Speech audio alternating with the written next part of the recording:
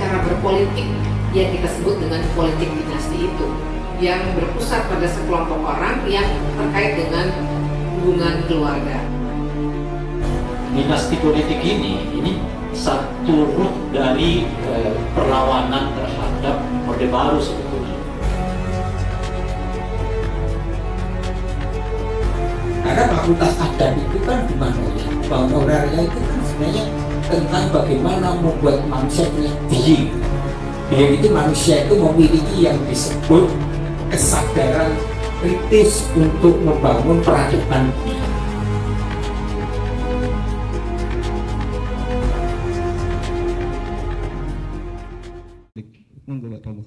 Ya ini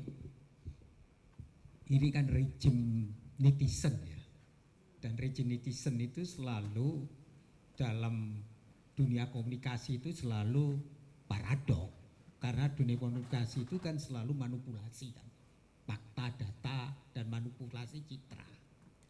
Maka dalam komunikasi politik itu selalu bagaimana orang menyampaikan message atau pesan politik itu, dan pesan itu kerap kali tidak bisa lepas dari bagaimana citra itu dibangun.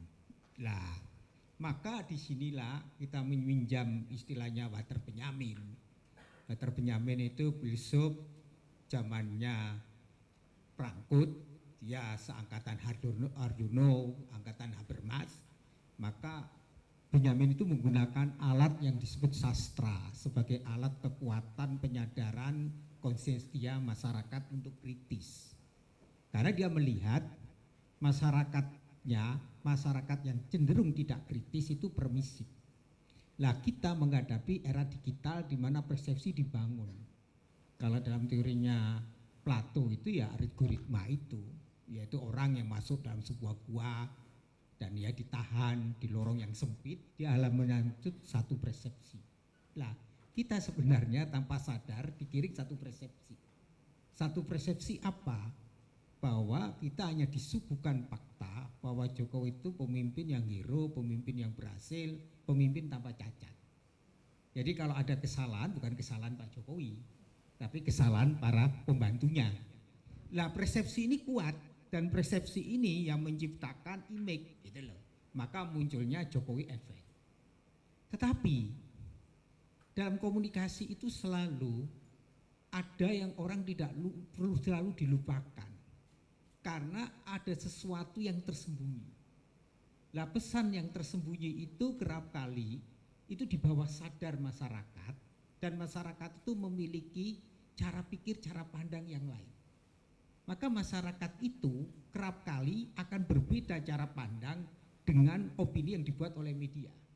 Media itu punya agenda setting, punya framing.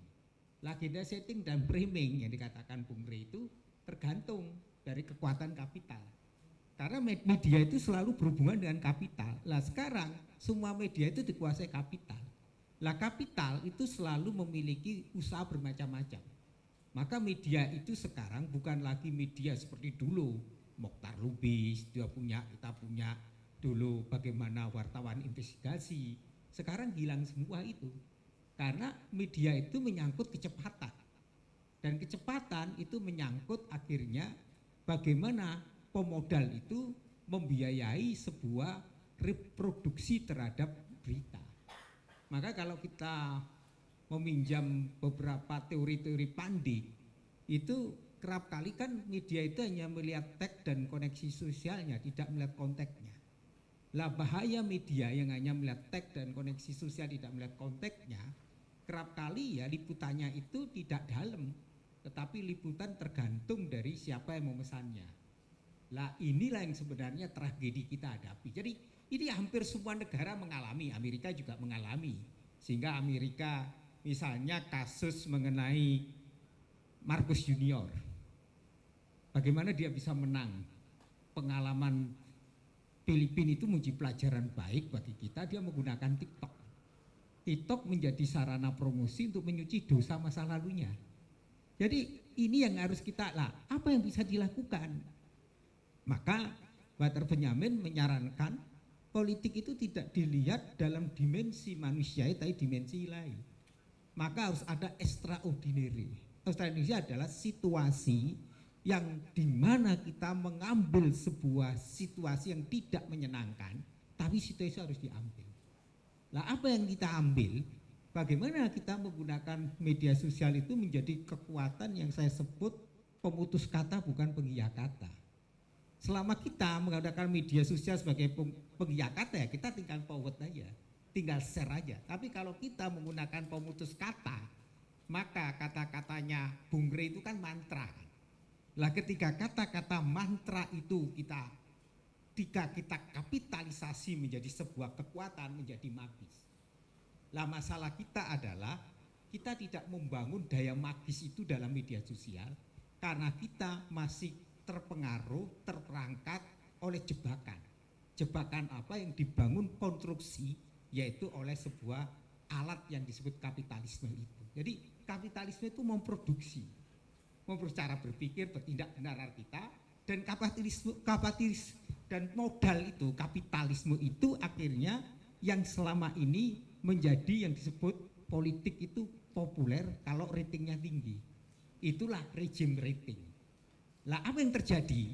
Kita belajar dari pengalaman ini, maka harus ada kekuatan yang disebut yang di dalam kalau kita meminjam istilah borju itu kan kita punya modal-modal kan.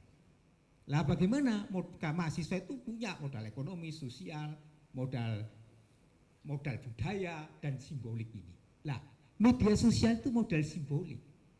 Kekuatan perlawanan kalau Wiji Tukul dulu dengan kekuatan sajaknya antara bunga dan tembok kita masih ingat bagaimana merontokkan para itu dengan menggunakan yaitu merontokkan kekuasaan otoriter Orde Baru dengan mantra lawan. Lah bagaimana kita memproduksi mantra itu? Dan mantra selalu menjadi daya magis. Lah kekuatan daya magis itu harus kita suarakan dengan menggunakan mengkapitalisasi media sosial atau dalam teori komunikasi itu komodifikasi. Dalam teori komunikasi itu ada nilai, ketika nilai media sosial hanya sekedar nilai guna tidak menjadi nilai tukar, dia tidak punya arti. Maka ketika dia menjadi nilai tukar, dia punya arti ketika proses penyadaran publik itu. Jadi istilahnya Walter Benjamin ketika menghadapi rejim fasisme, dia menggunakan sastra sebagai alat penyadaran. Sastra bukan hanya estetika, tapi sastra itu menjadi alat untuk penyadaran. Universitas Adab itu sebenarnya itu. Universitas Adab itu karena adab itu sebenarnya menggunakan sastra sebagai kekuatan peradaban untuk proses penyadaran kepada publik. Apa yang kita sadarkan? Tadi sudah dijelaskan dua pembicara bahaya politik dinasti. Tetapi yang paling penting adalah menyadarkan publik karena apa? Kekuatan media sosial itu dasar. Maka kita harus membangun yang disebut cara membangun hegemoni nilai. Yang dikatakan Bro. Lah nilai-nilai itu apa? Mulailah kita membangun nilai-nilai kesepakatan dasar. Mengapa politik dinasti itu buruk? Mengapa harus ditolak? Dan itu harus masuk ke dalam ruang-ruang publik. Caranya apa? Anda bisa membuat konten-konten, entah bentuknya lewat meme, entah bentuknya lewat TikTok, entah bentuknya lewat film pendek yang 2-3 menit, itu bisa kamu buat. Itu yang disebut oleh Walter Benjamin. Jadi jangan politik itu ketika politik di mana hanya dimensi duniawi, maka dia sebenarnya tidak punya daya magis. Jadi akhirnya refleksi kita, politik dinasti itu akan habis ketika daya magisnya hilang. Daya magis itu hilang, kepopuleran sudah hilang, kepuasan publik sudah tidak ada. Jadi dengan sendirinya ketika seseorang yang meneruskan itu tidak berkualitas dan tidak bijak menggunakan daya kuasa itu, maka kuasa itu menjadi hilang. Dari pengalaman-pengalaman negara-negara itu akhirnya politik dinasti habis karena apa? Karena kesadaran publiknya. Jadi tidak mungkin dibuat undang-undang, nggak ada gunanya juga. Undang-undang dibatasi, tetapi ketika masyarakat masih memberi fasilitas, keistimewaan, dia tetap jalan. Maka yang harus dibangun adalah kesadaran masyarakat kritis, mari kita sama-sama membuat satu kekuatan seperti biji tukul itu. Dengan satu kata, lawan. Tapi untuk melawan itu, kita menggunakan media sosial. Dan media sosial menjadi kekuatan komunitas pemutus kata, bukan penggiat kata. Kalau ini menjadi gerakan dan itu menjadi daya magis, maka pengaruhnya akan dahsyat. Jadi politik dinasti itu hanya bisa dilawan lewat kesadaran kritis. Dan kesadaran kritis hanya bisa ditumbuhkan ketika menggunakan sastra peradaban menjadi satu alat untuk apa? Untuk membangun daya magis. Itu saja, mohon maaf bila sesuatu yang kurang berkenan.